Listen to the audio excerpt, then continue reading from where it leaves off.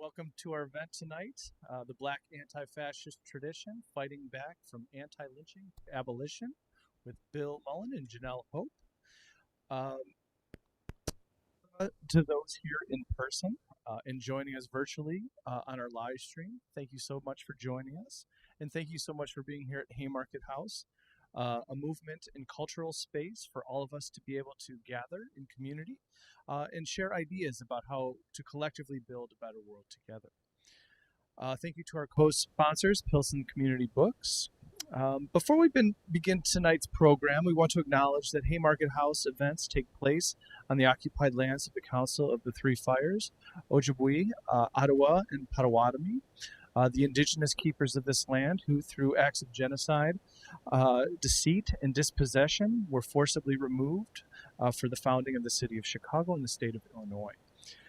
We recognize the nations that lived in and around Illinois and stand in solidarity with them in their ongoing struggles.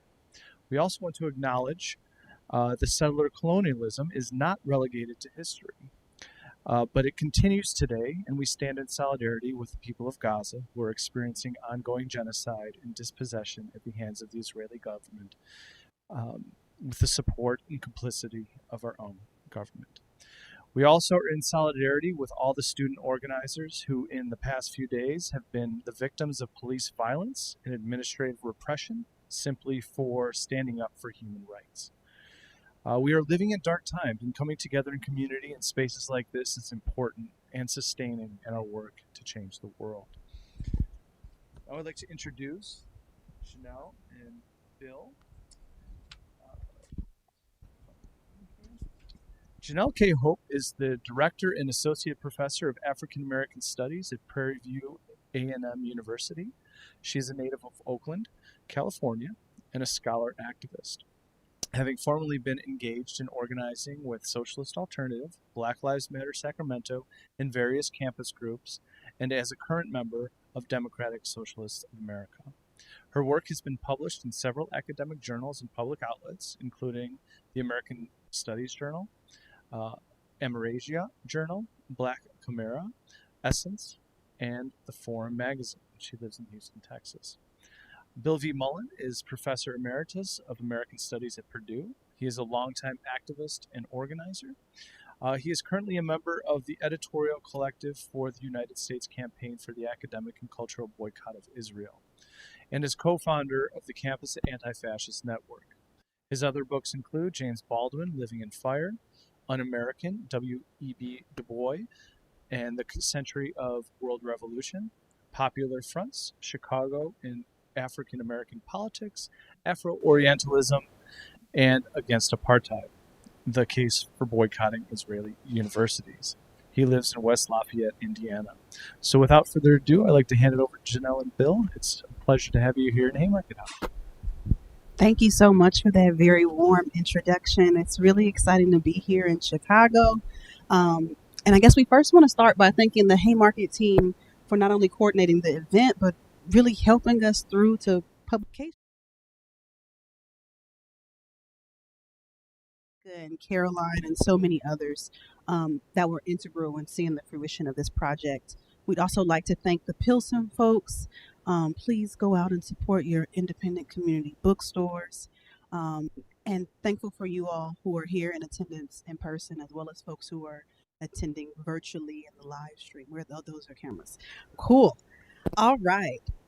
So really excited to be able to share this project with you all. I think this is our first in-person event together. So it feels like a engagement there. It feels like a formal book launch, soft in-person book launch.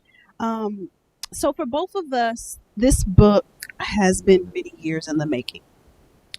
Throughout both of our individual research projects, Black anti-fascism has always been in the background. And it was in late 2020 that we came together and truly began writing the book. I'd say just a few months earlier, in the summer of 2020, I wrote a more public-facing piece for Essence, really pushing back on some rhetoric and sentiment that I was seeing from a lot of Black political pundits, or what I would call as the sort of old heads. And they were propagating this sort of notion that Black people weren't Antifa, or that Black people couldn't be anti fascist. And I understood this as an organizer to certainly be not true, right? But I also understood that this logic just ran in opposition to the Black radical tradition. Indeed, one of the most revered Black organizations in history, the Black Panther Party, organized this massive conference in Oakland in 1969 called the United Front Against Fascism, right? Drawing on the work of Georgy Dimitrov. Robert F. Williams, Paul Robeson, Claudia Jones, William Patterson, right? All these incredible Black activists and luminaries that we've both sort of long studied and engaged, all at one point named fascism, both in the United States and abroad, as being a major stymier of Black life, right? So, how was it in this moment in 2020 when anti Black state sanctioned violence was seemingly omnipresent that we as Black people didn't necessarily understand what was happening as fascism, right?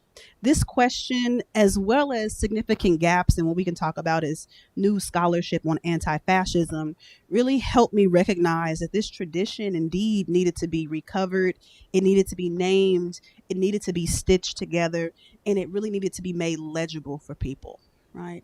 And so that's where this book truly comes from. So here we are, the publication of the Black Antifascist Tradition, Fighting Back from Anti-Lynching to Abolition. Our book is two-pronged.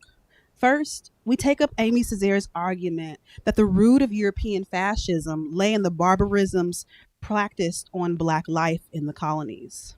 Thus, the authoritarian, genocidal, exploitative, anti-democratic, and this overall bestial practices that were made legible in colonialism stand as these early seeds of fascism. And our book argues that the Black experience has been one animated by what we call anti-Black fascism. Overall, the book seeks to move analyses of fascism beyond the sort of 20th century Europe backdrop and to be able to understand fascism's colonial as well as American roots. In doing this, we build upon John Whitman's really amazing book. If you all haven't read it, Hitler's American Model, and we take up U.S. slave codes, Jim Crow laws, immigration laws, and we argue that they served as the sort of blueprint for the Nuremberg laws in Nazi Germany, as well as the Italian race laws that will come to fruition during World War II. Right? Beyond the law, we also look across space and time, and we detail how the Black experience has been one shaped by deep-seated elements of fascism, from dual application of the law, authoritarian and anti-democratic policies, systematic genocide and ethnic cleansing, militarism and state-sanctioned violence, as well as the overt control of reproductive rights. We have chapters that detail the tradition of anti-Black fascism and the immiseration from the anti-lynching movement, from the Black Power era to the current movement calling for abolition. Conversely, or that sort of second prong of the book, we also seek to uplift this entire tradition of Black anti-fascists that have long been under-discussed as such within history. We start with Ida B. Wells and W.E.B. Du Bois and Harry Haywood, Langston Hughes, Paul Robeson, Assata Shakur, Angela Davis, and countless others. These activists, intellectuals, and anarchists, as well as artists, all name fascism as a key oppressive feature of Black life in the United States. It is Ida B. Wells who would compare the epidemic of lynchings during and after Reconstruction to the persecution of Russian Jews, and would describe the type of fascism that's occurring during the Reconstruction era as a concerted conspiracy. Harry Haywood would call the 1919 Chicago race riot a Holocaust. Du Bois would attest, quote, "It was not until later that I realized that the colonialism Great Britain and France had used was exactly the same object and methods as the fascists and the Nazis were trying to use." In Langston Hughes' poem, Beaumont to Detroit 1943, he would decry, quote, "You tell me Mussolini's got an evil heart. Well, it must have been in Beaumont that he had his start. 'Cause everything Hitler and Mussolini do, Negroes get the same treatment from you." Thyra Edwards would charge that fascism degrades women. Robert F. Williams would help introduce the term American fascism in his newsletter, The Crusader. Bobby Seale would name the fascist ruling class as one of the greatest threats to Black people in the movements of the 1960s. In her autobiography, Assata Shakur describes her experience in prison being surveilled by New Jersey law enforcement that were literal Nazi sympathizers. And George Jackson would describe the state of the US entering the 1970s as fascism corporativism, distinctly noting the intersection of fascism and corporatism, a system that seems to be eerily playing out in our current reality. These were just some of the many ways Black people across history have theorized and written about the Black experience through the lens of fascism and anti fascism. The book is part historical, it grapples with contemporary anti Black fascism and underscores anti fascist tactics that have been used within the tradition. I'm going to hand it over to Bill, who's going to provide some sort of snapshots of these sort of anti-Black fascist moments as well as Black anti-fascist moments that we capture in the book.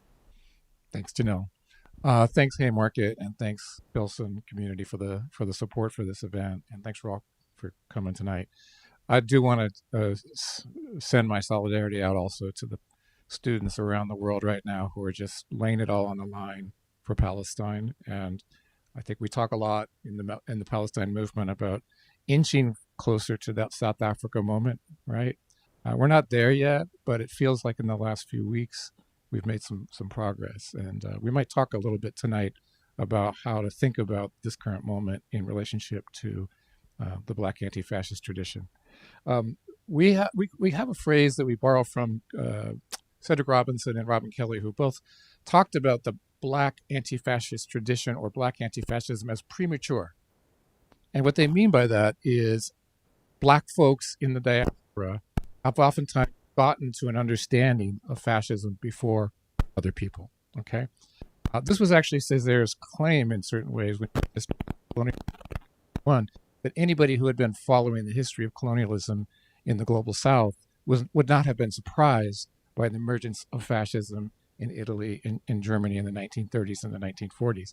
In our book, we start with Ida B. Wells, whose anti-lynching activism for her, she articulated as in solidarity with Jewish pogroms happening in Soviet Union and across Europe, right? An awareness domestically that the conditions of Black life in the United States, a global resonance with the emergence of something like fascism coming in the 20th century. And the first moment we really speak about a lot in the book is the Italian invasion of Ethiopia in 1935, which is an event that's almost entirely written out of a lot of even World War II histories. But as folks will know, North Africa, Ethiopia and Libya were both Italian protectorates, so-called, basically colonies. And in 1935, Mussolini invaded Ethiopia, ravaged the population, built internment camps, began mass massacres of the civilian population. This produced what we argue is the first global anti-fascist movement. It begins in London with C.L.R. James, the Trotskyist, and George Patmore, his Trinidadian comrade, who was at one point a member of the Communist International, who start a group called the International Friends of Ethiopia. And they argue that every person in the Black diaspora has to turn to Ethiopia to protect it from Italian fascism. This movement spreads immediately through the Caribbean.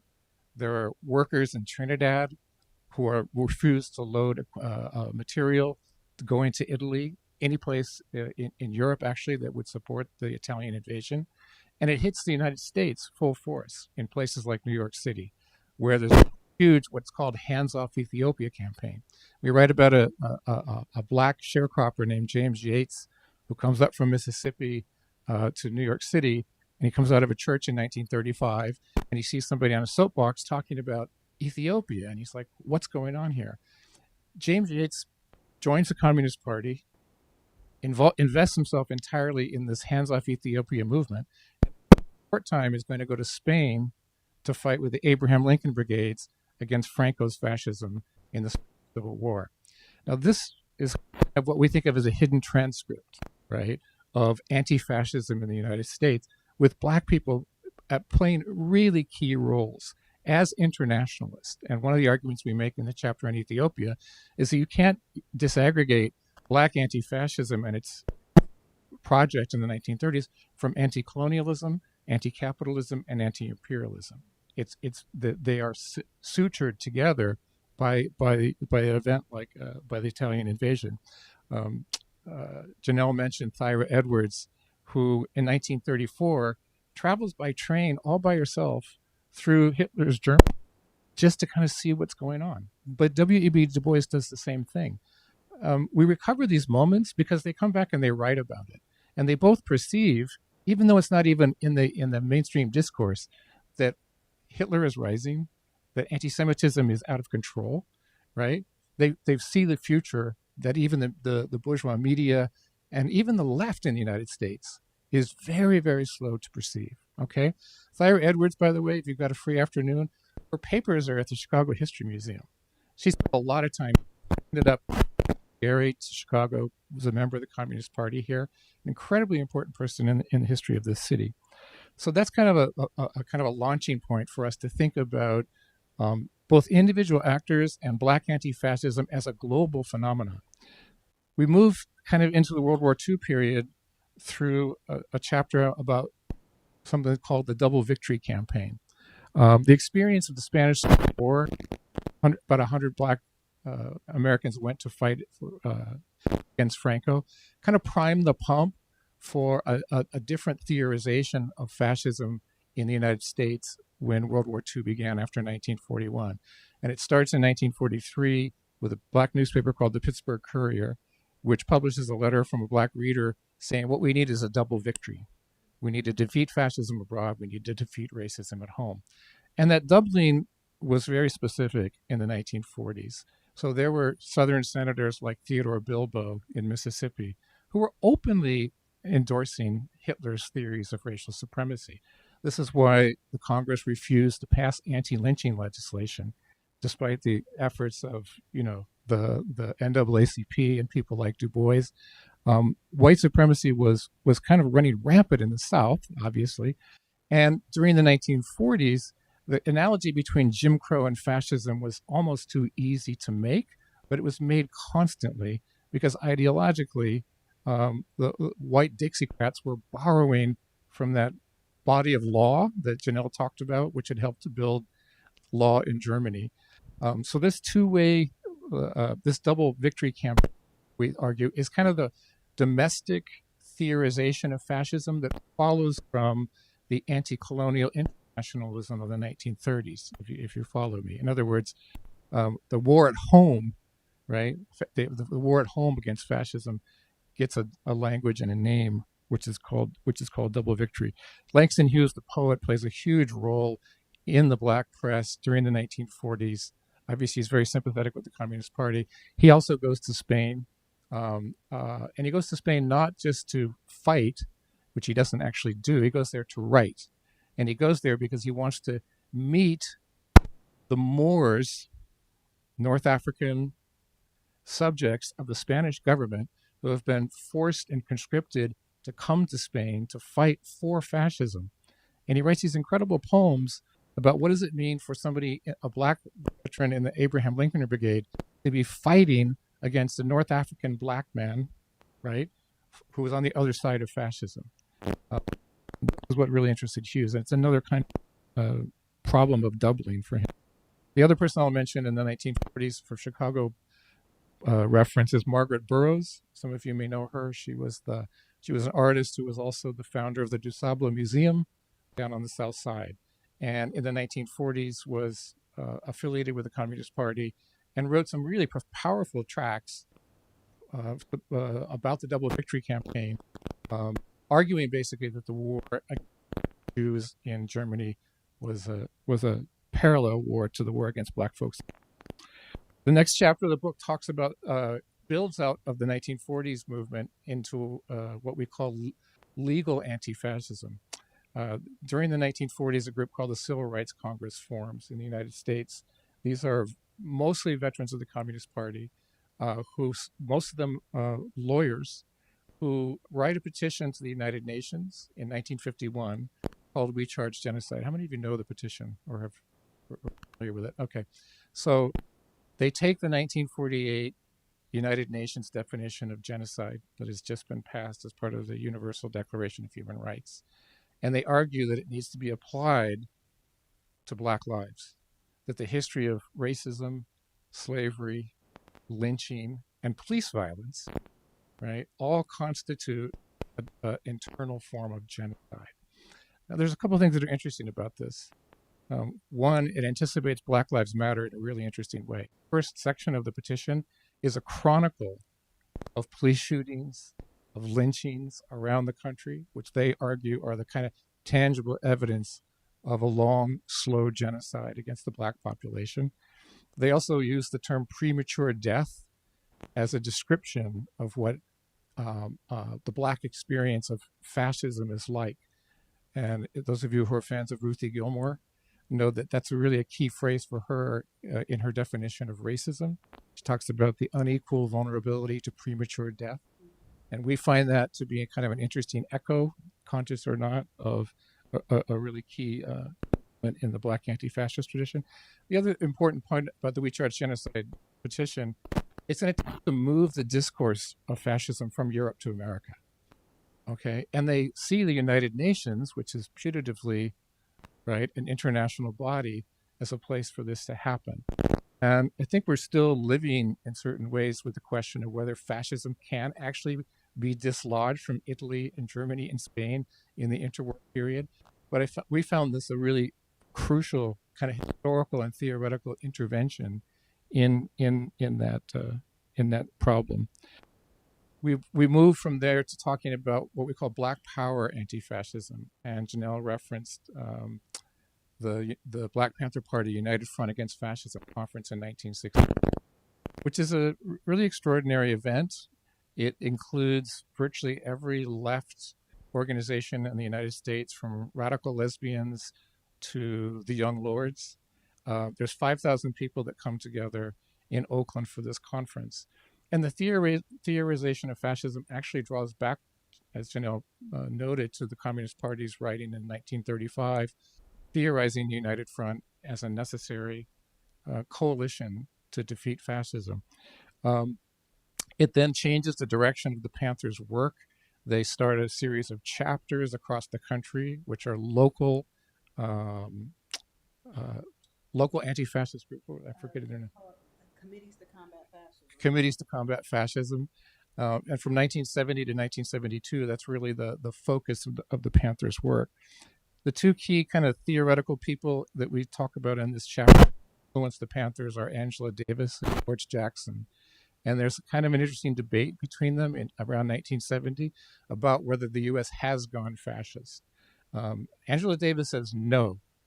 She says fascism is a process, and we are inching that way forward. And I'll talk about this more in a minute. The key evidence for the inching is the prison. She herself writes this essay about fascism as process in 1971 when she is in the Marin County Jail, having been falsely accused of murder, if you remember, when the guns that belonged to her were used by Jonathan Jackson, the brother of George, who tried to free 3 Black Panthers from the Marin County courtroom. So Davis was extradited from New York. She had nothing to do with this. She was extradited and brought back, and writes this prison house on the emergence or the process of fascism. She comes up with a very interesting term to describe it. She says fascism is a form of preventive counter-revolution.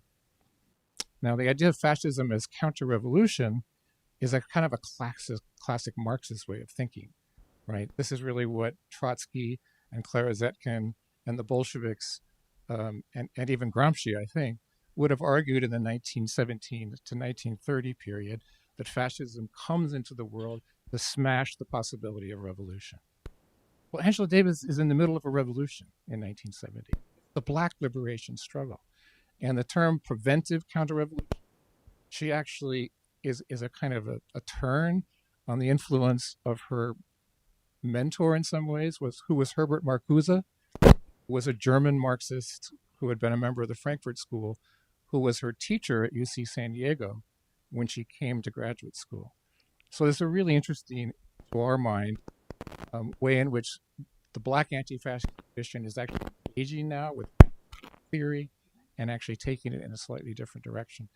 George Jackson argues that fascism has already arrived, and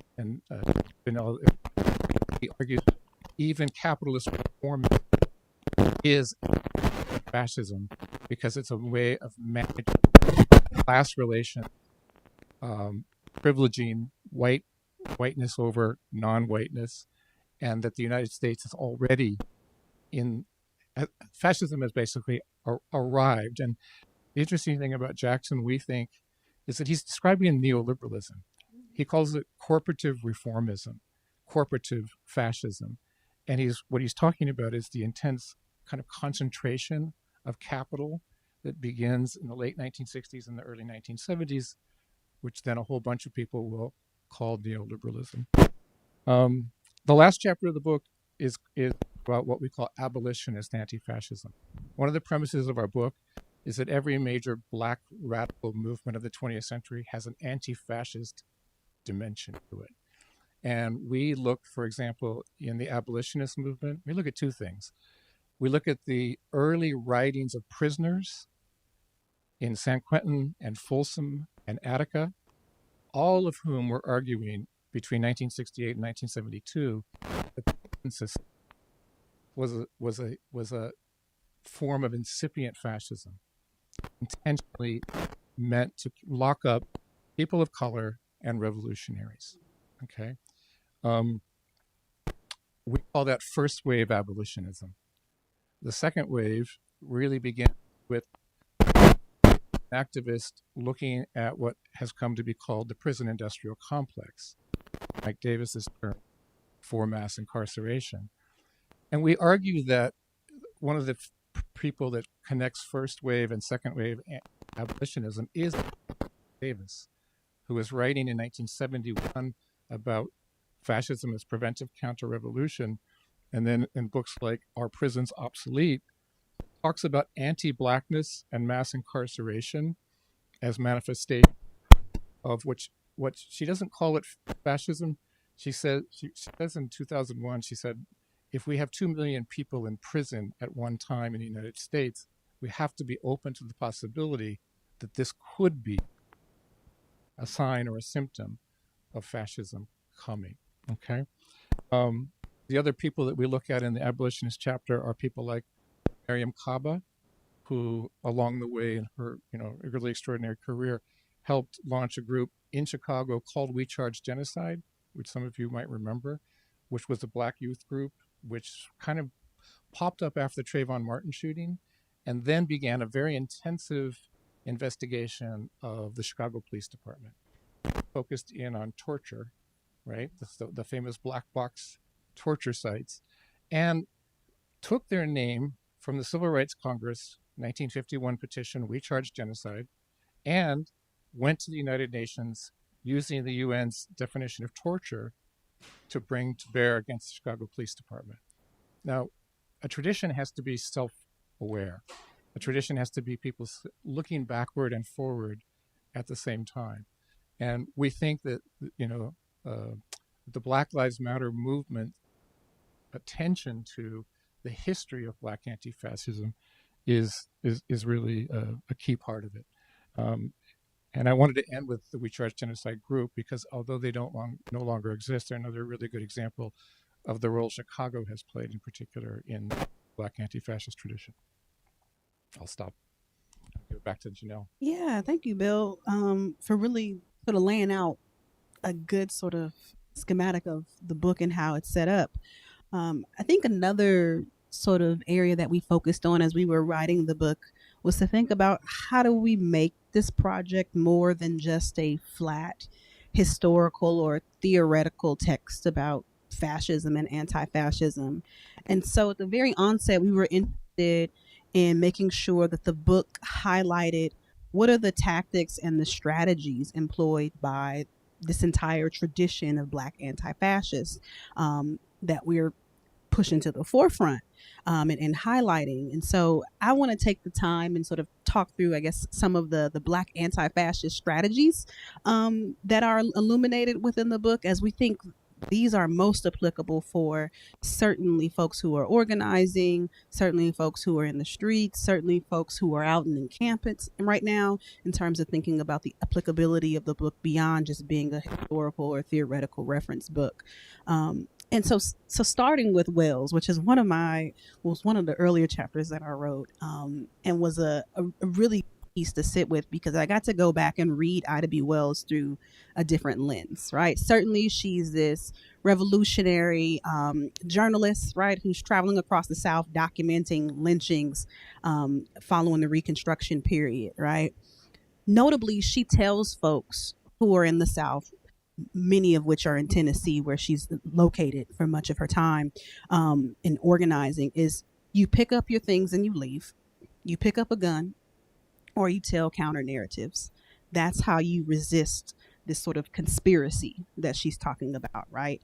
In terms of the lynchings and the lack of justice that Black folks are receiving, right? Meaning she's saying how we organize around the sort of premature fascism that she's noticing is that you spread the truth, you leverage the press, right?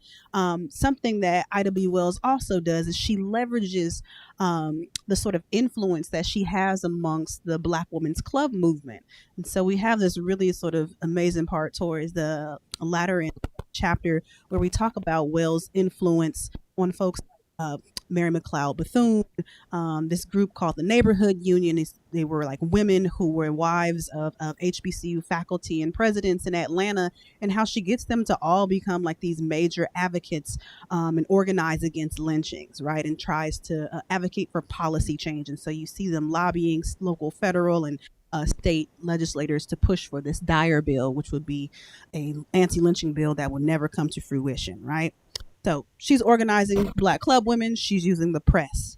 As Bill talks about during the interwar period, the Double B Victory campaign is another sort of leveraging of the press that we see that the Pittsburgh Courier puts out, right? So really reframing this wartime era through the lens of Black experience, right? If we're going to talk about what's happening in Nazi Germany, talk about what's happening in Beaumont, what's happening in Chicago, what's happening in Detroit, and many of these places that are experiencing what was called race riots, or what we understand are just acts of anti-Black fascism outright, right? You have folks who are literally engaging in brigades, right? Going to Europe, choosing to fight, right? Put their own lives and livelihoods on the line, that are amplifying the Hands Off Ethiopia campaign, right? You have artists, right, who are leveraging their talents to produce what we talk about as a Black anti-fascist cultural front. Most folks are familiar with, I feel like Langston Hughes' more sort of lighter Harlem Renaissance poetry.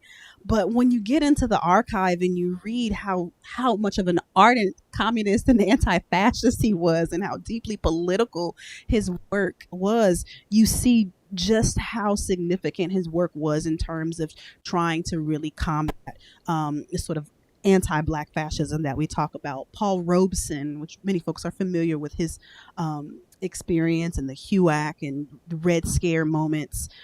Gwendolyn Brooks, we look at Ollie Harrington, a very famous cartoonist. All of these folks are using various forms of art to name the ills of fascism, both at home and abroad. We have a chapter literally called legal, I think it's legal anti-fascism, right, where Bill mentions the We Charge Genocide campaign. And I'd say it goes back even a little bit before then. William Patterson is also part of the legal team for the Scottsboro Boys trial, right? And so we talk about some of the other major sort of legal cases, which I think typically we talk about the law and civil rights, but recognize that during the 1920s, 30s, and up into the 40s, Black folks are also turning to the law to be able to challenge anti-Black fascism as it's unfolding in the South, right?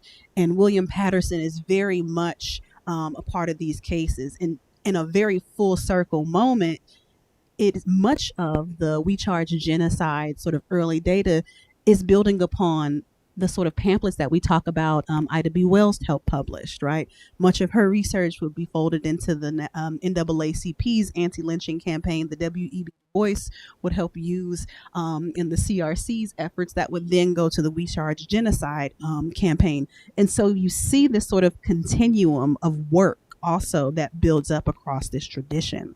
Robert F. Williams would start one of the first Black gun self-defense groups to challenge the fascism and outright terrorism he experienced in Monroe, North Carolina, when trying to launch NAACP chapters. The Black Panther Party would try to forge a united front. Towards their later years, they were very much invested in trying to build solidarity with many folks along the left. And this United Front Against Fascism conference was sort of that pivotal moment. From that conference, they would create these national committees to combat fascism, which essentially functioned as sort of multiracial Black Panther Party chapters who largely engaged in sort of mutual aid support for communities. They understood that if the government was not there to serve the people, which was a type of fascism in and of itself, then mutual aid or serve the people programs will be essential to ensure community survives, particularly communities of color and Black communities. I think the chapter where we really grapple the most with tactic is one of our later chapters. It's called 4A Black Antifascism, because we talk about different A's. So the first A is anarchy, the second A is antagonism, the third A is autonomy, and the last being abolition. And so we look at groups like the Black Liberation Army, which would be sort of an offshoot of the Black Panther Party members that were kind of disillusioned with the Black Panther Party. They said mutual aid isn't enough. We need to be more anarchist and antagonistic in our efforts. We also look at a group called the George Jackson Brigade, hence the name. And these are folks both who are engaging what they would call as expropriations or bank robberies in an attempt to destabilize capital.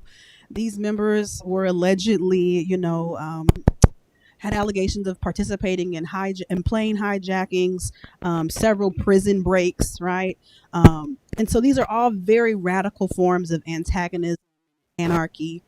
We also talk about a New York-based LGBT group, STAR, the Street Transvestite Action Revolutionaries, who also identified as these sort of antagonistic anti-fascists during the gay liberation movement. And so we talk about how there's this shift during the 1970s, really, where you see a more radical engagement of tactics, really because folks are responding to much of the corporatist fascism that George Jackson pointed out, right? We also look at and discuss autonomy, right, which becomes a very sort of integral space when talking about the introduction of Black anarchist groups of color that were very much critical of sort of more white anarchist as well as anti-fascist spaces, right? And so they create their own sort of autonomous spaces. But we also sort of look contemporarily at thinking in 2020 at the Capitol Hill Autonomous Zone, or the CHAZ. I think later they called it the CHOP. Thinking about the current autonomous zone, or even understanding encampments as a type of autonomous zone, thinking about the folks in Atlanta and Cop City that have taken up refuge in the forest and protecting it from being turned into another sort of law enforcement facility, right? And so we identify these 4 A's as other types of tactics that emerge and really take shape during this 1970s period. And finally, as Bill kind of ended with a little bit before, we look at abolition. We consider how calls for abolition from slavery to the present have certainly been a tool for anti-fascism. The very act of reimagining life without oppressive systems and advocating for something wholly new. We, of course, turn to the works of Angela Davis and Dylan Rodriguez and Miriam Kaba and Ruthie Gilmore, BLM founders, and countless others that are endeavoring to dismantle systems. In sum, we wanted this book to make legible that there's no one way to be a Black anti-fascist, right? And that anti-fascism truly requires a multitude of organizing and efforts on all fronts. Yeah. We're going to open it up for, Yeah, yes. we have a syllabus, Yes, Bill, take it away. which we put in the book because we want folks to think this through with students, but we also want people to create their own. So if you look at it, tear ours up and create your own. But we really felt like that was a critical thing for this book to serve as a kind of handbook for abilities, including in the classroom. Yeah, shall we open it up? Yeah, I think Oh, I'll talk quickly about the epilogue. We have an epilogue where we try to kind of consider what's happened as we're writing the book, which was like a year ago, as we were seeing the attacks on critical race theory, as we were seeing the of abortion rights. I think January 6th had. And yeah, we talk. There's a hidden moment of January, a couple weeks before they attacked the White House, went into burning flags and attacking the church where Frederick Douglass had attended. And yeah, we just felt like that story hadn't been told as a kind of preamble to what happened on January 6th and how much of that movement was itself motivated by anti-Black. And I guess the last we try to speculate on in the epilogue is the place of the Black Antifascist tradition globally. We clearly see it as a global movement. We start with Ethiopia and Trinidad and New York because it really was a global movement. But in terms of the specter of fascism today, and we can go from Bolsonaro's Brazil, I know he's not there anymore, to Maloney's Italy or Orban's Hungary. I mean, one of the things that we observe that binds this current fascist ascendance together is racism, but it's a particular kind of racism, we argue, which is Islamophobia. It is really the binding agent in many parts of the world now. It's not Ukrainian refugees we don't want, it's Syrian refugees we don't want. And when you recognize that, you recognize that Césaire was right, that the history of colonialism, right, the history of Europe's relationship to Africa, Asia, and the Middle East is actually always a route for reactionary far-right thought. And it's come back now wholesale. And we feel like everyone in the Black anti-fascist tradition would have understood that implicitly, because their understanding was always that the global South has to be a place you look for if you want to understand fascism as a historical process, as Angela Davis put it. So I'll end with that.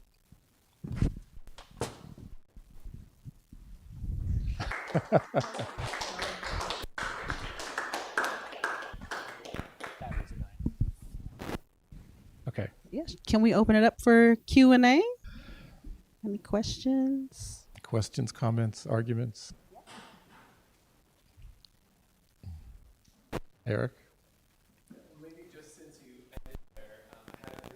About this. Well, first of all, the book's fantastic. I've just read the first few chapters and enjoying it, and especially enjoying the Chicago bits. And really, like, all the connections to Chicago have been really fun to read about and enlightening to think about the global connections. But since you end on that question of internationalism, I wonder if it got me just thinking so much about other cases and other examples. Like, is this the Black Antifascist tradition? What about this? Like, is this, so it was really generative in that way, and I appreciated that. But I guess I would raise some things if you felt like you had a lot of things you had to cut out, places you wanted to talk about, individuals.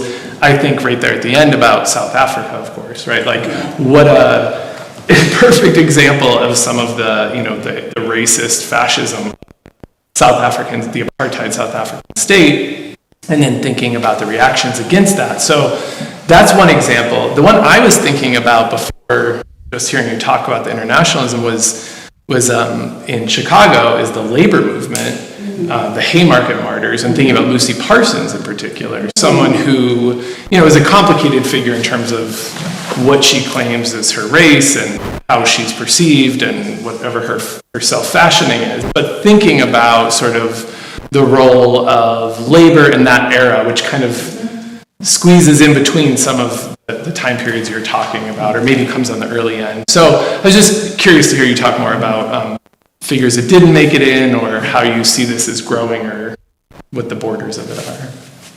That's a really good question. So I think early on, the project was probably a little more internationalist than it ended up being. And I think it... In part because it gives us a little bit more room to grow. I think part of what this project that we wanted to foreground was that fascism has some roots, a genealogy at least, that's here in the United States, right? And the early chapters in the introduction really foreground that. And so much of the work does center around sort of U.S. movements or Black folks in America that are going to Europe to fight fascism. But a lot is left on the cutting room floor in terms of how do we engage, I guess, Black internationalism a little bit more broadly. Certainly South Africa. We had a lot of talks about actually Frank Wilderson, who's coming to mind, and like, how does this work engage with like Afro-pessimism in Frank's work, and overall discussions of understanding apartheid, right, as a type of anti-Black fascism in and of itself, right? I wanted to do a little bit more, and there's some really good generative work out. A colleague Zifang Liu, who does really good work on Claudia Jones, but there's much to be talked about in terms of Claudia Jones' connection and work on as a Black anti-fascist. She's on the cover, she gets mentioned, but I don't think we do enough justice to Claudia Jones. I would love to have another work where we include some more of Jones's work in the book. And also thinking about Caribbean sort of movements and struggles. Grenada in particular is coming to mind. Obviously Haiti and Cuban revolutionary movements, and how anti-Black fascism might have taken root in those spaces. But certainly I think I would like to look to the Caribbean in South Africa a little bit, if we were to be a bit more internationalist in our work. In the intro, we do stress that for Du Bois, for example, the German colonization of Southwest Africa and Namibia was absolutely a critical touchstone for whatever fascism was going to become, and that the practices and tactics and techniques that are going to be used against the Jews are being shaped there. And that those internment camps were also influenced by American legal policy around Native Americans, which James Whitman talks about. South Africa is, for almost everybody on the Black left from 1940 to 1993, is almost always as what fascism would look like for Black people, right? Assata Shakur, that's where America is spelled with 3 Ks, right? So I think there's a chapter almost to be written about that. And Wilderson's theory of anti-Blackness, we argue, probably emerges out of that experience of South African apartheid and trying to find a language to describe it. And we think that that's important. So, but I agree with you, Eric. And on the labor question, we make the point in the beginning that many of the Black leftists, certainly around the Communist Party, had that notion of the working class as another absolute target of fascism always. And that's why they write about it so much. And that's why the Scottsboro Boys are workers. They're not just Black kids. They're workers. And they're always talked about as such. Do you know what I mean? And that's a through line, I think, that comes and goes in most of the theorization. George Jackson has a very particular analysis of class in the way that the prison essentially locks up massive numbers of the poor and the Black working class, right? So it's always there. And I think with the Civil Rights Congress, its work was focused on anti-lynching, but they did a lot in the realm of labor. They were very active in supporting, working to support Black trade unionists, for example, who might be facing expulsion or discipline. So even there, I think your point about the class character of the analysis is really on point.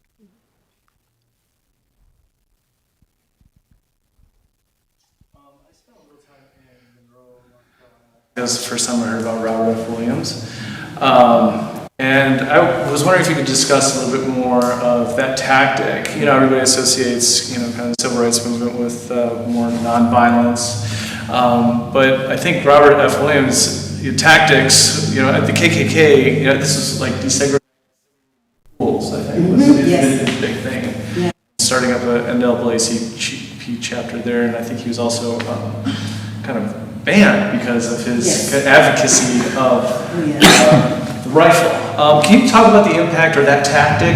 I don't know if it's good to frame it as net positive for the movement or probably not the best way to frame it, but interested in your take on it. Yeah, so in that, I believe it's at the start of that Black Power Anti-Fascism chapter, we talk about really Robert F. Williams as being one of the folks who is very integral to shaping Black Power and even the Panthers.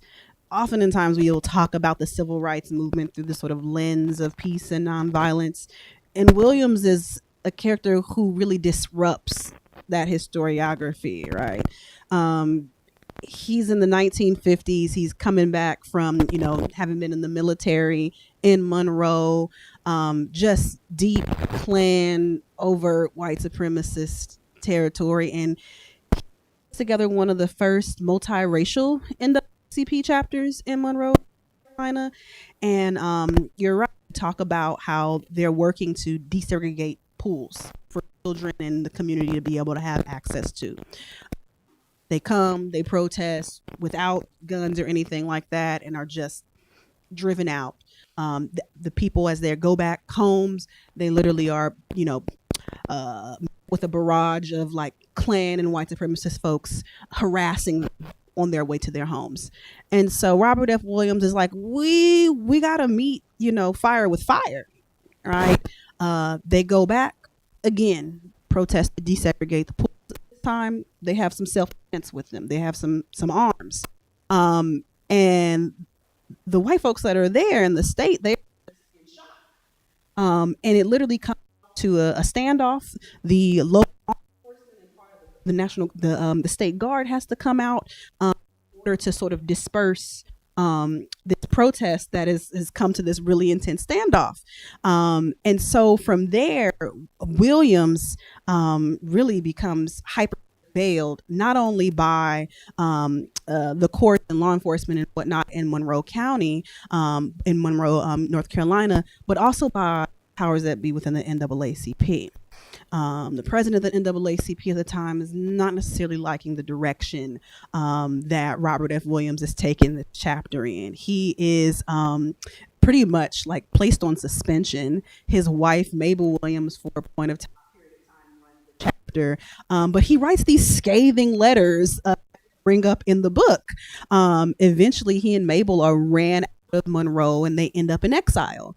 They start their exile in Cuba. Of course, he ends up later on in China, which comes up in some of my work as well as Bill's work on like these sort of Afro-Asian connections and Black Asian solidarity. But yeah, so during his time in Monroe County, as he's working with this NAACP chapter, he also starts this early Black gun group, which I think was like the first Black NRA group as well. I think they were a NRA group. And so he's one of the first to pick up the gun in what typically is talked about as the civil rights era, but is really influential on folks like Huey and Bobby Seale and these folks who would go on to be a part of the Black Panther Party, who of course would be known for toting guns to Sacramento to try and challenge the Mulford Act. So yes, significant, huge efforts that really sort of shifts this moment within sort of what we talk about as civil rights history that bridges us to Black power, but also as Robert F. Williams is in exile because the NAACP is essentially put him on timeout, he's like, this is fascism, right? He uses the Crusader. He's literally writing a newsletter as he's in exile, right? And on punishment from the NAACP, where he begins to write about the kangaroo court system in Monroe, North Carolina. He writes about, we feature some really cool like cartoons from the Crusader that depict like the various sort of facets of what fascism looks like in America. And part of it is a swastika, part of it is like JFK and like other presidents, and then like, the Klan and the hood. And so he has some very critical pieces that critical of not only what's happening in Monroe and the county over in the country overall, but also of NAACP, and not really being more forceful and outward in its fight against what he understood as he understood and would call American fascism. The one thing I'll add to that was great was, the experience of giving Black people guns can change things. And when you look at the testimonials of the guys who went to Spain and fought in the Abraham Lincoln Brigades, first of all, they're fighting in a multiracial army. If they were at home in the U.S., the army was still segregated, right? Secondly, they're being encouraged to use guns to fight fascism. There's a kind of freedom, a kind of political freedom that's being associated with self-defense. And, most of the scholarship on anti-fascism, we're always interested in we're interested in the Warsaw Ghetto Uprising. We're interested in the French underground. But this current that Jeanelle is describing of Black self-defense includes military training, both formal, like in Williams' cases, and informal in terms of the Abraham Lincoln Brigade, and then becomes a through line all the way up through the Panthers. So to me, that's another piece of a tradition we're trying to name and sort of think about. And I think it's really, really important, especially if you just want to understand tactics for fighting fascism.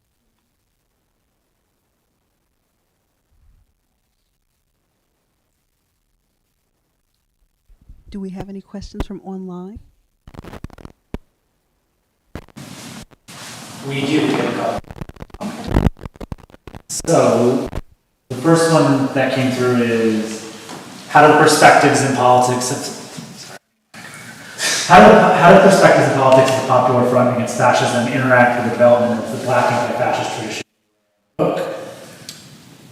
We're going to take that one, and there's a couple. Let's start with that one, then we'll go back. How does the politics of the Popular Front? So I'll take a stab at that one.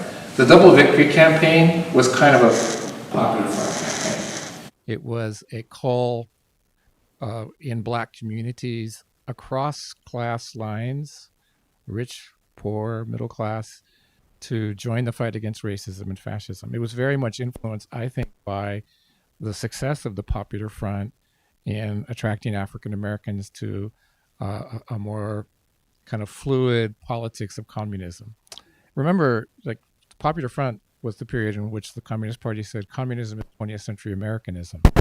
Some of these double victory fighters were kind of loyal patriots. Like, there was a way in which they were also trying to save America. Like, let America be America again, that very complicated Langston Hughes poem. And so I feel Margaret Burroughs, who I write about in my book on Chicago, I think was a Popular Front communist who very much was okay with working with the black bourgeoisie and the white bourgeoisie if it was necessary to try to defeat fascism or racism in the United States. That was not a line that lasted past 1940. What year did the Popular Front end? 39, I think, officially. I think it ends in 1939. So that would be one of my answers. The other thing a Popular Front anti-fascist, Black anti-fascist, is Paul Robeson. Mm-hmm. Paul Robeson is on mainstream radio. He's in mainstream New York theater during the Popular Front.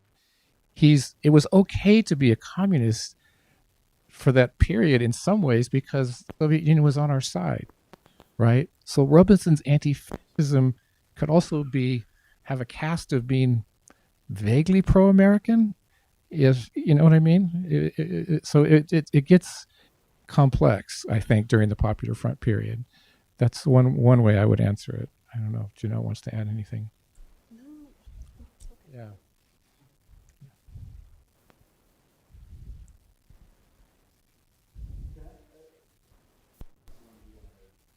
I'm curious to hear your thoughts on, you kind of mentioned the sort of pick up the gun and how that sort of influenced sort of other movement strategies and that kind of thing.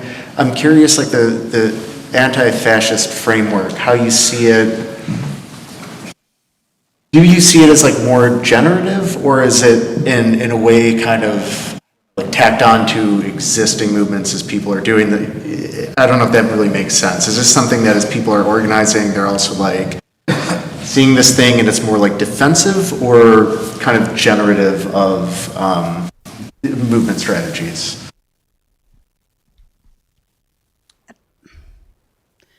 So we see anti-fascism as a politic, as something that's being theorized and organized against across the entirety of Black liberation movements as we talk about them. And we start with Reconstruction and end up in the present, right? So whether it is anti-lynching, Black Power, double V, folks are talking about fascism, right? And anti-fascism itself evolves through these movements, right? And how these movements are taking shape. I think that kind of answers your question a little bit, but yes, we are naming it that and bringing it to the forefront, right? Because certainly we're familiar with civil rights era history. We're familiar with Black Power era history. We're familiar with history on World War II. But we don't always hear about Black people and their activism during that period as being anti-fascist, even though many of them were making statements or writing in very explicit ways that were talking about fascism and anti-fascism. To me, it is, it's been really sad that we don't talk about the Panthers as being anti-fascist. They host this massive conference. I think it's 5,000 to 10,000 people, right? It gets completely buried in history. I think there's like one blog post, I'm blanking on her name, by a Black Power scholar that centers on the United Front Against Fascism conference. It gets lost. We talk about Langston Hughes, but we don't talk about him as an anti-fascism. It completely gets lost, right? Ollie Harrington, the anti-fascist politics of her work, it gets lost, right? And so part of what this book is trying to say, hey, these folks were also engaging in or talking about and engaging in anti-fascism, right? It's not, we shouldn't just understand them as one-dimensional activists or artists in a particular kind of way, right? We can understand Langston Hughes more expansively. Moreover, by sort of retrieving this Black anti-fascist history and putting it together and stitching it together in this tradition, we can also then make a huge sort of intervention in what we understand to be sort of new anti-fascist sort of studies, right? There have been lots of books that have come out, I'd say in the last 10 years on anti-fascism, but none of them really seriously take up how Black people have been engaged in anti-fascism, right? A lot of it is centered on Europe. A lot of it is centered on, to be very frank, white anti-fascism, right? And maybe thinking about how some other folks of color are engaging in anti-fascism. But this book seriously takes up, well, how have Black people engaged in anti-fascism? Yeah. Colonialism was fascism.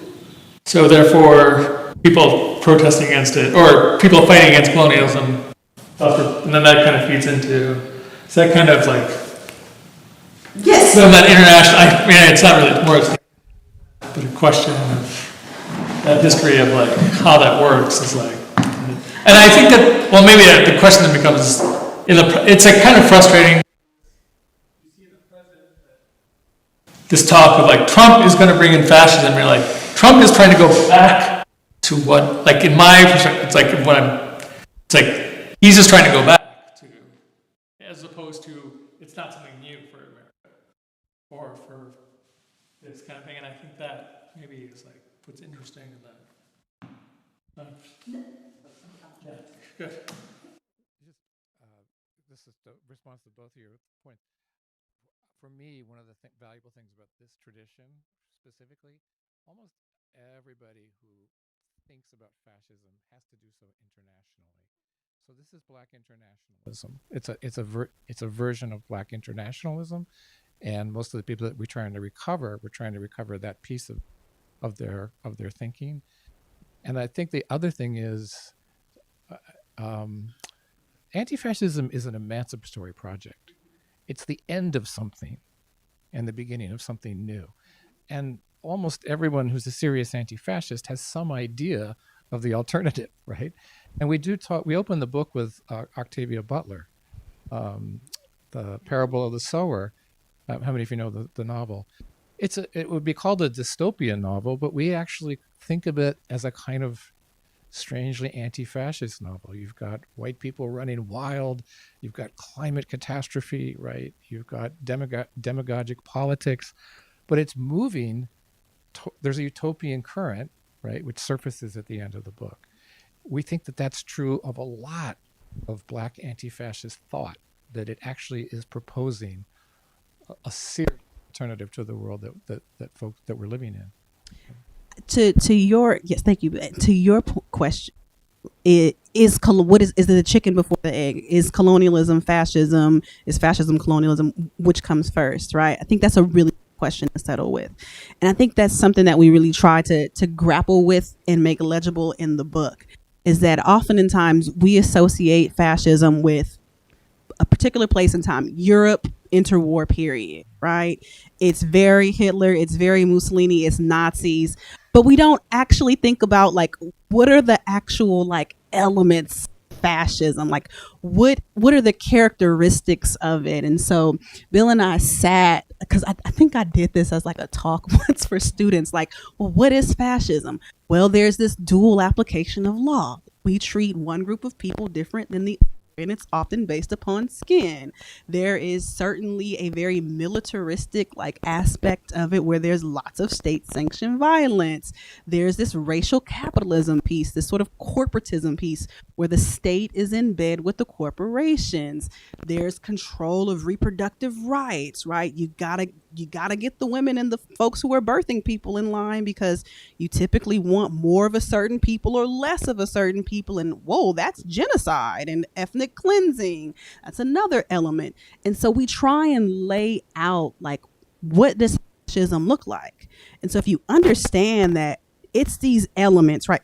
And sometimes, you know, there's some kind of like leader that everybody like latches onto in a very like way, but not always, right? Sometimes, as we argue, like the fascism is just baked into the law, and that it just becomes the status quo. Once you understand that these are the elements of fascism, you'll then see how it shows up in so many different points of life throughout history. And you'll see how many of those sort of elements are tested out during colonialism, whether it's colonialism in West Africa, colonialism in South Asia, colonialism in South America, just the authoritarian, anti-democratic, those elements, they all are there, right? And so that's one way that we try and get readers to be able to understand this connection of fascism and colonialism and what we're experiencing today. Right? We can argue ourselves till we're blue as to whether or not what we're experiencing today is fascism, but we do know that we are experiencing many of these sort of fascistic elements, and that they have been at the root of much of the origin and existence of this country. Right?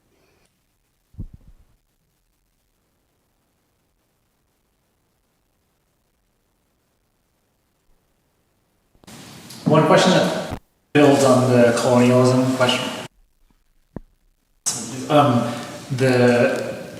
Somebody asks, if we think of fascism as imperialism turned inward, how do we think that applies to the U.S. with the end of the Afghanistan war? Say the first part again, John. If we think about fascism as imperialism turned inward, how do we think that applies to the U.S. with the end? think it builds on the colonialism question of how that stuff blows back. That's a great. I don't know if I think of fascism as imperialism term inward, so I have to grapple with that. I think because fascism is usually externally motivated at the same time. But as far, I'll say what I think about the place of Afghanistan and American fascism and the wars in the Middle East. I think if you look at the last 100 years of history, the West wars have been fought largely against the Arab and Muslim world, beginning with the destruction of the Ottoman Empire, division of the Middle East after World War I.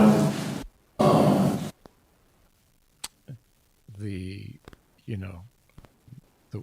Gulf Wars in the 90s, the Afghanistan War. And I think we have to talk about Israel.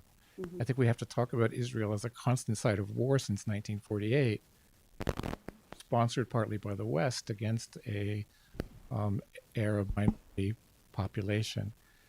Now, what I think when I said, Enzo Traverso says that the Muslim is the Jew of our time, okay? And I think what he's trying to theorize here is how has Islam and the Arab moved to center almost all far-right dreams of border crossings and wars and repressions, etc. And I think that's a powerful analytic, actually. I think it's got value. And I think if we start thinking about Israel as an ethno-state, which is a fascist dream, it keeps alive a certain conception of social relationships and racial and religious supremacy that is incredibly attractive to most of the far-right parties in the world today. And so it's not really about the Afghanistan war, but I've been really thinking hard about how to theorize this particular question of Islam and the Arab in the construction of neo-fascism, new fascism, as we're experiencing it today. I'd welcome other people's thoughts on this because I feel like it's a critical question. There's part of me that wants to say, if you're in an encampment right now, you're in the Black Antifascist tradition. You're actually saying Israel is a settler colonial state. The tactics that are being used against Palestinians have been used against other historically repressed people in the global south for a long, long time. That's why South Africa brought those charges to the ICJ for all the problems that South Africa has. It's the return of the memory of colonialism. Okay, at a moment when, and I'm not going to make the argument that Israel is fascist, but I think in the framework that we're using, if fascism is a process, according to Angela Davis, there are processual moves, I think, being made in Israel, like banning Al Jazeera, like continually Arab population that have all the flavor of fascism, right? So, I'd love to hear what other folks think. I'm like interested, and this is maybe from I feel like right now it's because I'm in the U.S. It's like I would like to blame the U.S. for this. Like we've given from the war on terror, it's like anti-Islam, it's been given sanctioned. So therefore, a lot of places are using that as an excuse. But if you look at some place like what happened with the Rohingya, they're not Muslim. It was just another. It's any place where there's a nation state, and they're looking for somebody else to blame. And I think if the U.S. is in the anti-terrorism state because it's been given this kind of sanction that. So like India is using it as an excuse in Kashmir. And it has nothing to do with religion. It's like, I don't think anybody cares. I mean, it does have to do with religion, but it's the religion is the excuse, but it's because America's given the cover for it. That's why That's my personal. It's not a necessarily that it's like suddenly like whatever. It's not like in the it's hard to always say, right? There's like anti-black racism. That was like the easy thing to pick on because it was like skin color was back in the day what people could easily separate. We can now do the separation of people. And right now it's like that's America has given the sanction to anti-Islamic. That's why this is, and it's like if we as Americans could withdraw this, like say, hey, this is not okay anymore, that would like withdraw this kind of general, whatever, anti-Islamic and Islamophobia across the world, I think. Especially like you look at India as like, if we're going over, there's an election going there, it's like, the rhetoric there is terrible, and right now nobody cares about it because everything else is going on, and you're like, I can't believe this is happening. And it's like, and that's one of the things that we bring up in the blog is that fascism becomes like this echo chamber, and it starts to spread like wildfire. Once you give, and you're talking about the U.S. is giving cover for folks to be Islamophobic, right?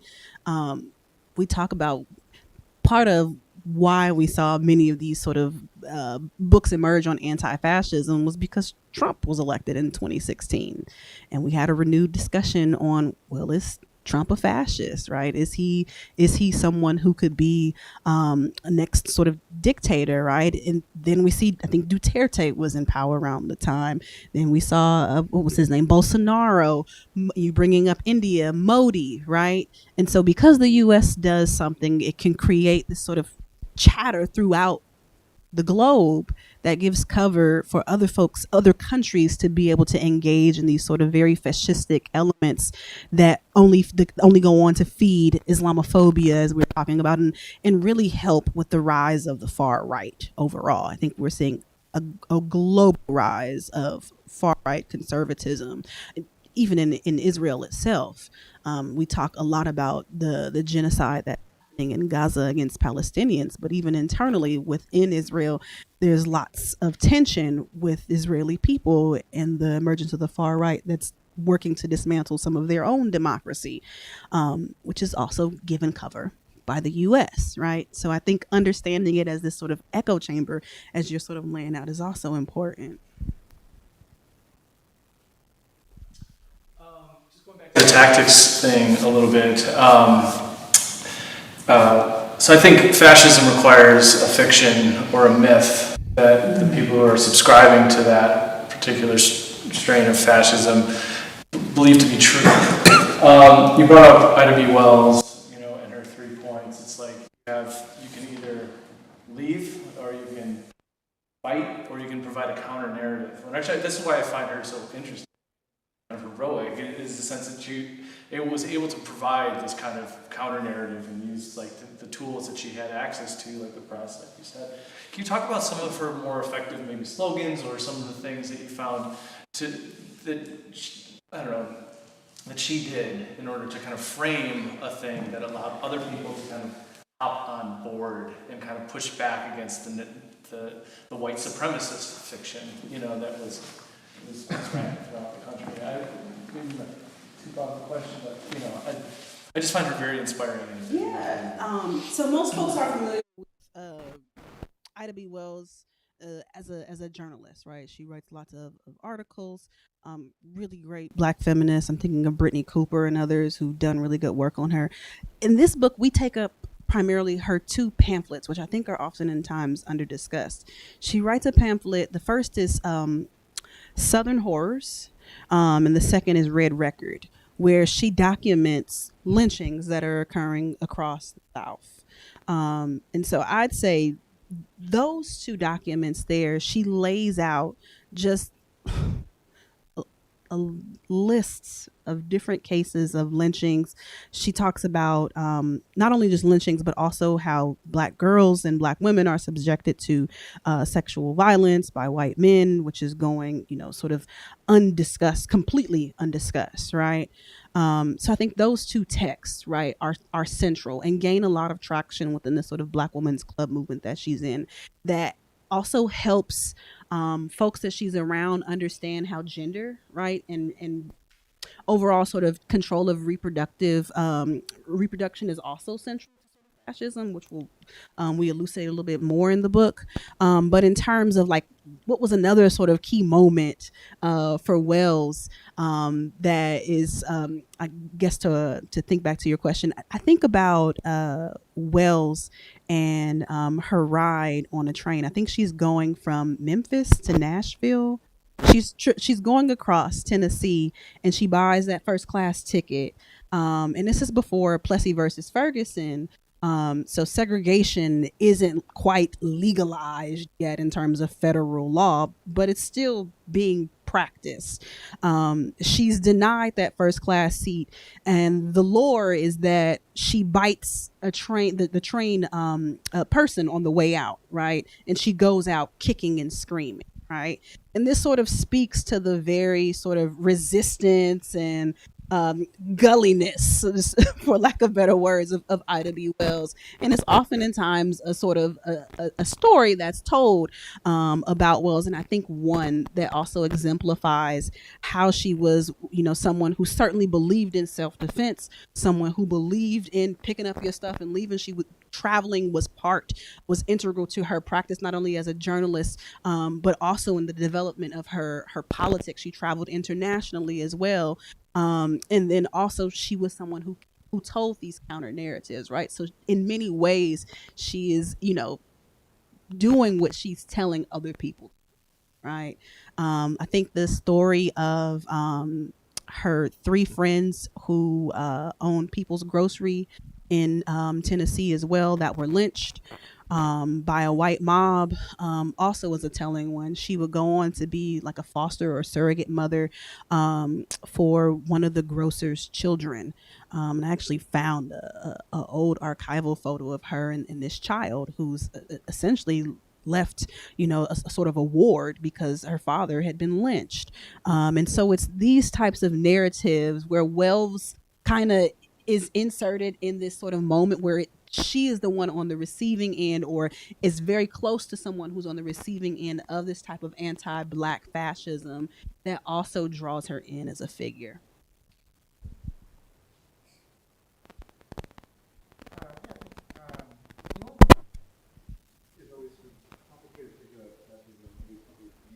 In the U.S. And I think this is why to me, this tradition is really helpful, is that, we often think of fascism, again, in this kind of European model that fascism happens and then it sort of undoes formal democratic procedures and sort of undoes the quote-unquote rule of law.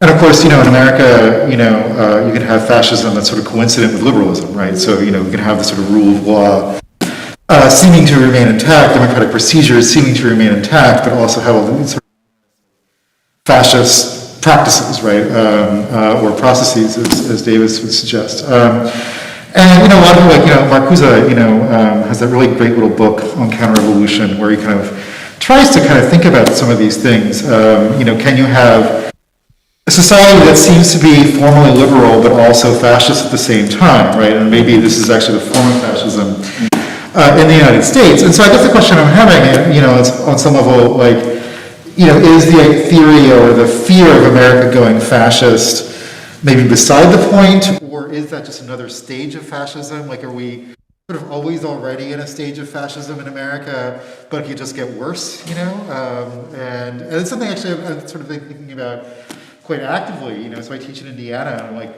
about when I got there, it's like, well, nothing can get worse than Indiana. And I'm like, oh, Indiana just got a lot worse, And so yeah, so I guess I'm sort of wondering, on some level, it's like, I don't know, how do we talk about these sort of different layers of fascism?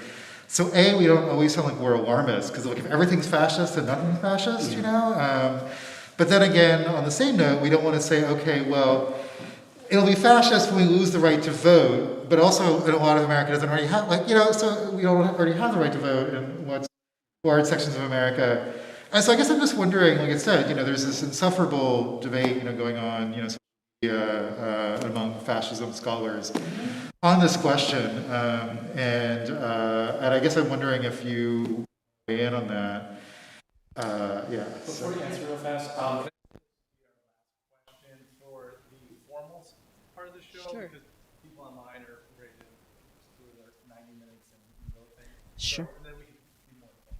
Sure. If I can, I'll answer that in two ways.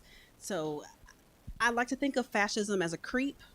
And throughout the Black Antifascist tradition, many of these folks that we talk about raise this sort of clarion call like, hey, the creep is coming.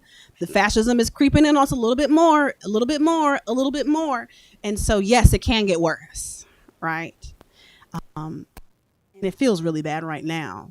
I think another way to answer this question that you have is specifically the part about is this really fascism when we live in like a arguably liberal country? I like to sit with George Jackson in thinking about that, right? As Bill and I talked about, Jackson's theorizing on, it's so clunky, fascism, corporativism, really wrestles with the notion of it's a precursor to neoliberalism, right? He's describing neoliberalism to a T without using the language neoliberalism. And he's talking about how we are entering a period. He's writing this 1969, right before his death in the early 1970s, about how cozy our political system is becoming with corporations and how this is strangling the working and middle class, right? And how this system in and of itself is creating an anti-democratic country, right? It's allowing for the rise in authoritarianism because we must protect the corporations and the capital, right? And so when we think about, well, we live in a place that seems liberal, I like to call on to George Jackson's understanding of fascism, because he argues that, well, yeah, you can appear at this neoliberal space, right? You have Coca-Cola sponsoring Cop City, but also like filling our kids with lots of sugar and making us feel good and giving us the illusion that, progress is happening, but at the same time, it's so I think Jackson is someone to sit with when those sort of tensions emerge, but certainly the creep is always there. Fascism reinvents itself, dresses itself anew, but those elements and sort of fascistic sort of characteristics that I described are generally always there. We're seeing it as book bans now and voucher programs for education, and it's changing all kinds of shape, but it's still there creeping in on us. Let's have a couple quick thoughts on that, Benjamin. Fascism is like, there's so much exceptionalism around fascism. It has to be this or that.